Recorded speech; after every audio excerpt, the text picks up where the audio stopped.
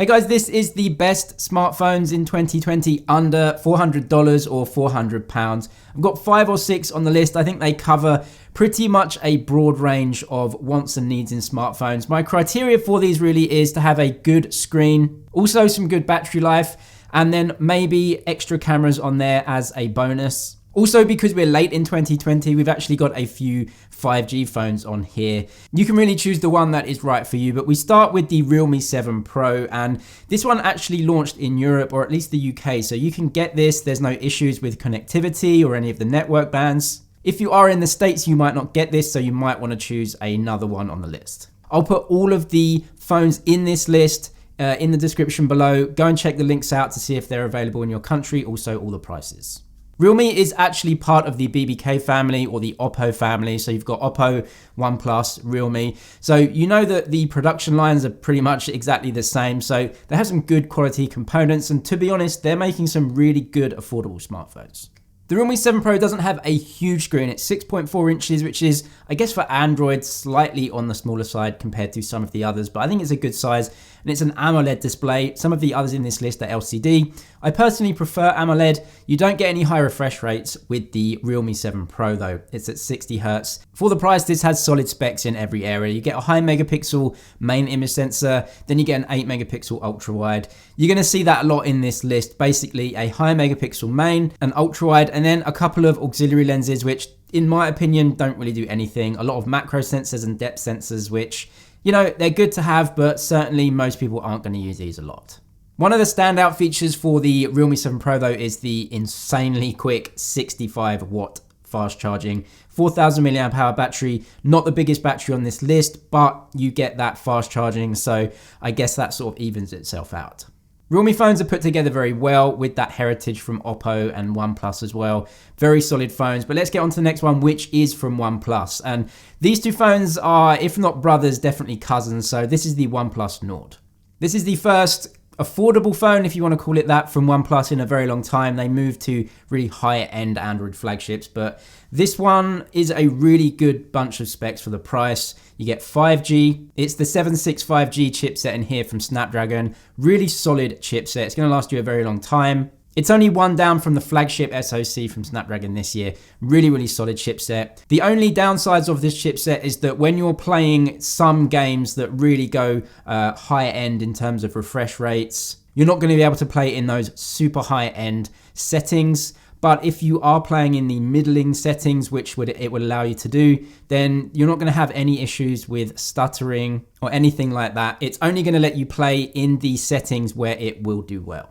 Similar to the Realme 7 Pro, you get a 6.4 inch display, sort of 6.45 inch display to be accurate. It's also an AMOLED, but a great spec on the Nord is that you get that 90 Hz refresh rate.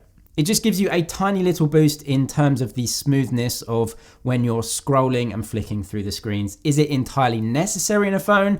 Definitely not, but hey, it's there, and yeah, 90 is just a boost over 60 Hz, all else being equal. All in all, as a package, I think it's a really great phone for the mid-range, but if you really are into cameras and you want the absolute best camera quality, then yeah, the next one on the list has to be here. It's the Pixel 4a.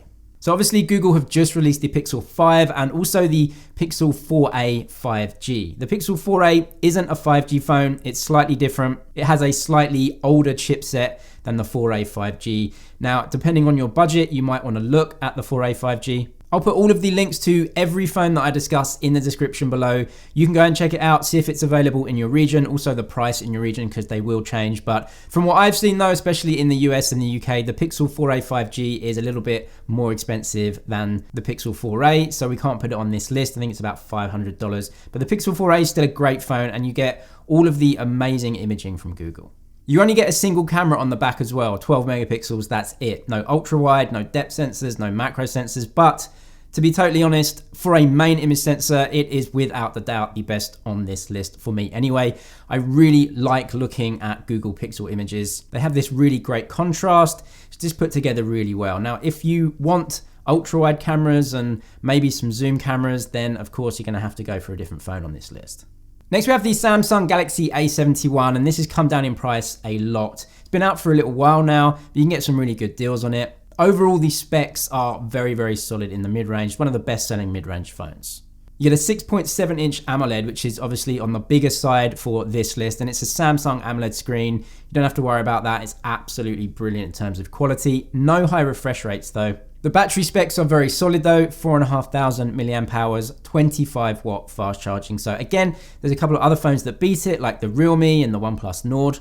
It is in the same ballpark as most of the other phones though. And in terms of image quality, I think this is almost up there with the Pixel in terms of the main image sensor, but you do get an extra ultra wide and you get a couple of auxiliary sensors, macro and depth. So really, the A71 ticks a lot of boxes in terms of the cameras, the charging, the battery, everything is where it should be. It's definitely an amazing all-round phone. Another phone that I've used actually and even reviewed, and I've had it quite a while, is the Xiaomi Mi Note 10 Lite. And this is something maybe a bit different. If you're looking for something different, then the Mi Note 10 Lite gives you that. This is the only one in the list to have a curved OLED display, and to be honest, the design overall, the chassis itself is heavy, it's metal. The phone has some really slim bezels for a mid-range phone, and overall I would say the design is almost a high end, to be honest. One of the best designs of this list. You do get a notch camera instead of a hole punch, so it's looking slightly older on that, but to be honest, for me, this isn't a big deal. You also get a very good camera system with a high megapixel main sensor, ultra wide, and then here comes the macro and depth sensors again to fill up the rest. This would be my pick for the list, but also recently Xiaomi have put out a bunch of other phones, and one of them that is available for international markets is the Mi 10 Lite and also the Mi 10T Lite. Gets kind of confusing here in terms of the specs and what you get. The Mi 10 Lite, super good phone all around. You get an AMOLED screen, but it's 4G. The Mi 10T Lite moves up to 5G, but it switches out the AMOLED display for an LCD display, which is considered slightly less premium. Anyway, in terms of the production costs for Xiaomi, LCD displays are cheaper than AMOLED. The Mi Note 10 Lite though is for me probably still the pick out of all of these, although you can have a closer look at the specs. As I said, I'll put the links below so you can really see the specs and what is important for you. Moving on though, we have some phones from Motorola, and I think in the budget and mid-range category, they bring some really good phones all around. Now in the UK, you might be looking for the Moto G 5G Plus. I think this has an amazing list of specs for the price. Get the Snapdragon 765G chipset, brand new mid-range chipset, it's really good. You also get a very good camera system, main, ultra-wide, depth and macro on the back, but you get a dual camera system on the front as well, so you get a main and an ultra-wide for those selfies. A huge battery finishes that one off, 5,000 milliamp hours, 20 watt fast charging. I think it's just a solid phone all around, certainly for the UK. Now, if you're in the US, you might want to look at the Moto G Power. It's a different phone. The specs aren't as good. The chipset is a bit downgraded, but it's certainly a lot cheaper than that one as well.